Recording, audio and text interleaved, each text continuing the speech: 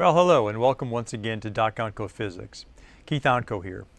Today what we want to do is we want to talk about what momentum is and discuss what momentum is in a single dimension. In another video, we'll discuss doing problems in two dimensions, but we really need to get good at momentum in one dimension before we can tackle two dimensions. So just what is momentum? Well, when we think of momentum, sometimes we think of sports teams. A sport team may have momentum if it's on a winning streak. A person, the person who does sports, like a baseball player, may have a lot of momentum if they're hitting really well. And so sometimes when we think of momentum, we think of in terms like that. But in physics, right, momentum has to do with two things. It has to do with, whoops, I got to switch here. There we go, now we're in pencil mode again. Momentum has to do with two things, right? It has to do with mass, and it has to do with velocity. So if an object has mass, and every object that I've ever seen has mass, right? And it also has velocity, then it has momentum. Now, I can't spell too well. All right, so it has momentum. In physics, we give the small letter p to momentum. So p designates momentum, and so p, momentum, is equal to the mass of an object times its velocity.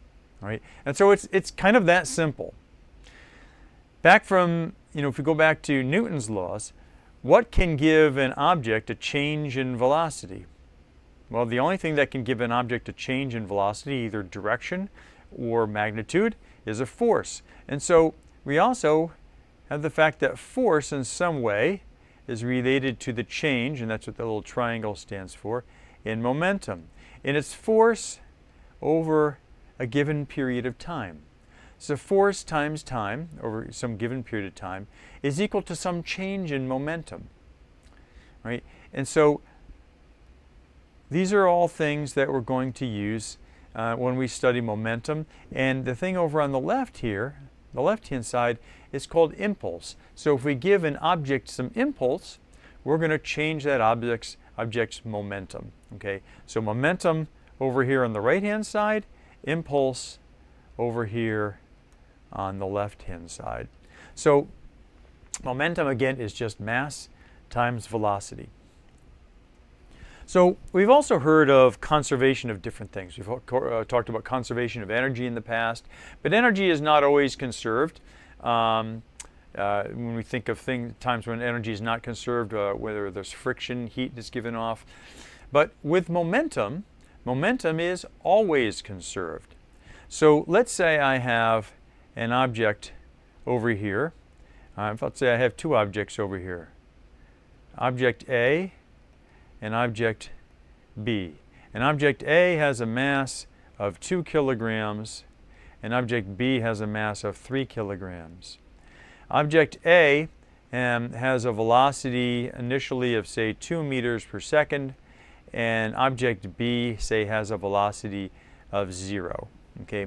If I want to figure out what their momentum is, and I'm going to define my system as these two objects, the momentum of my system is simply going to be the momentum of each of the objects added up together.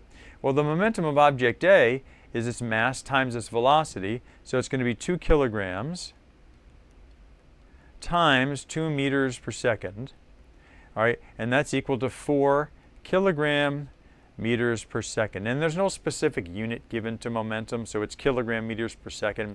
Sometimes it gets a little cumbersome, but that's the way it is.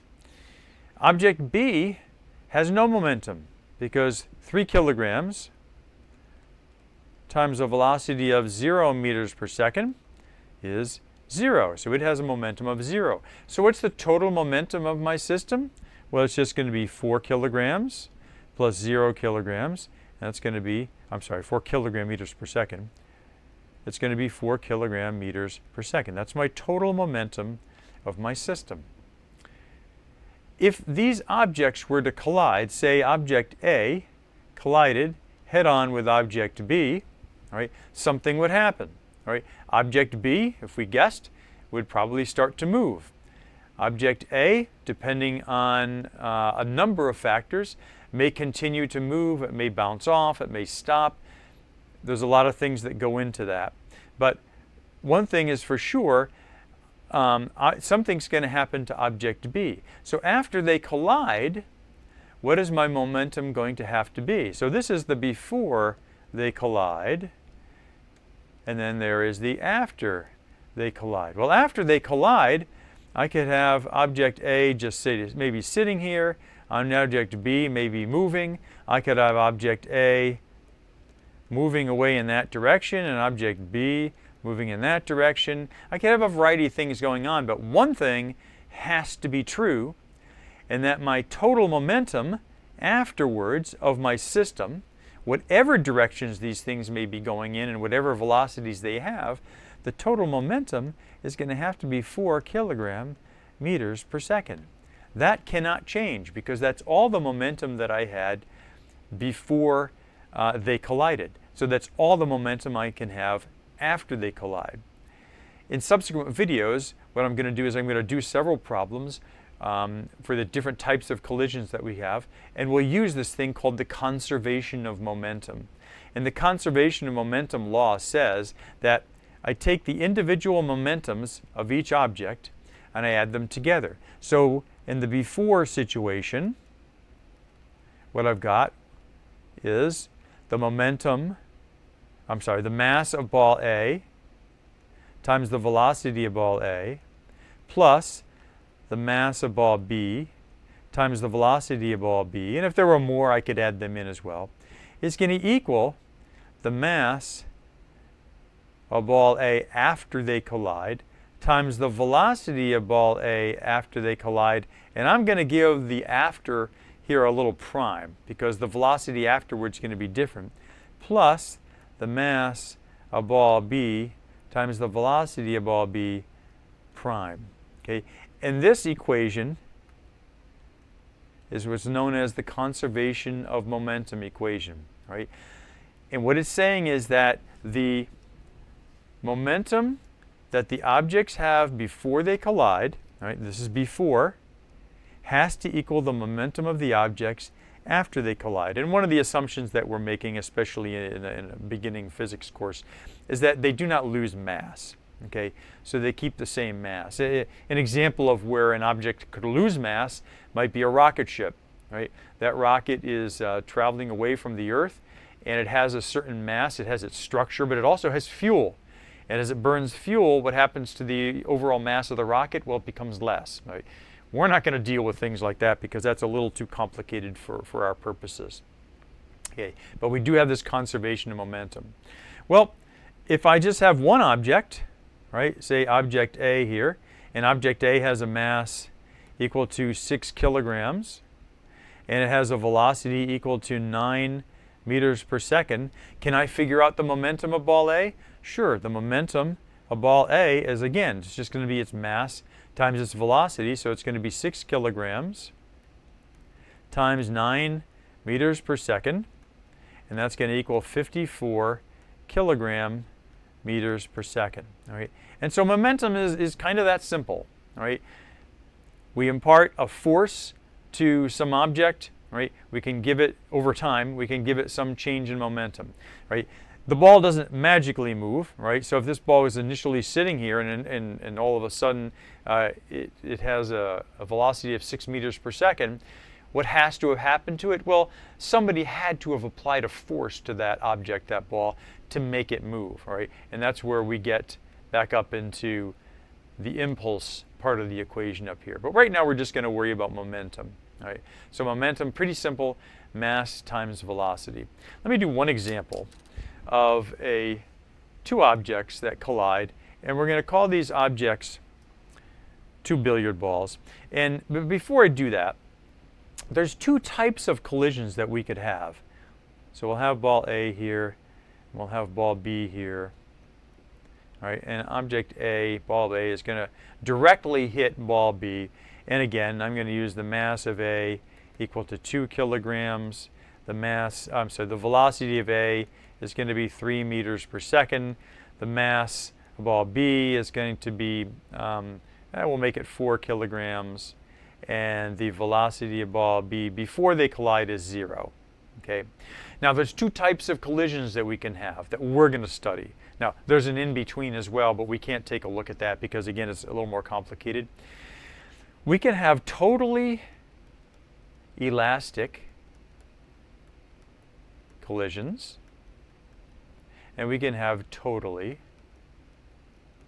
inelastic collisions. Well, what's a totally elastic collision? A totally elastic collision is where the objects bounce off of each other. All right? They bounce off of each other. All right? They do not stick together in any way, shape, or form. All right? They totally just bounce off together. What's totally inelastic? In a totally inelastic collision, they stick together. Okay? So you can think of two trains coupling together, or two pieces of clay that hit each other and they form one piece of clay. That would be a totally inelastic collision. So that's the difference between elastic and totally inelastic. Okay, so over here I've got two totally, I'm going to have a totally elastic collision here. All right, so they're billiard balls. And if you've ever seen two billiard balls on a pool table hit, they don't stick together. They bounce off of each other quite nicely. All right, so before they collide, all right, I want to look at my momentum. Well, what my momentum of ball A, because remember my equation, if I look at my equation for conservation of momentum, this is what I have up here. Right? Momentum of ball A plus the momentum of ball B equals the momentum of ball A afterwards plus the momentum of ball B afterwards. Well, and I'm going to write that equation down over here. The momentum of ball A times the velocity of ball A plus the momentum of ball B times the velocity of ball B equals the momentum of ball A, velocity of ball A prime, plus the momentum of ball B times the velocity of ball B prime. All right, this is my conservation of momentum equation, and this applies for both totally elastic and totally inelastic collisions. So it applies for either one of them. All right, this is going to be totally elastic. They're going to bounce off of each other. My total momentum here is going to be 6 kilogram meters per second for ball A and 0 for ball B. So my total momentum of my system is just 6 kilogram meters per second.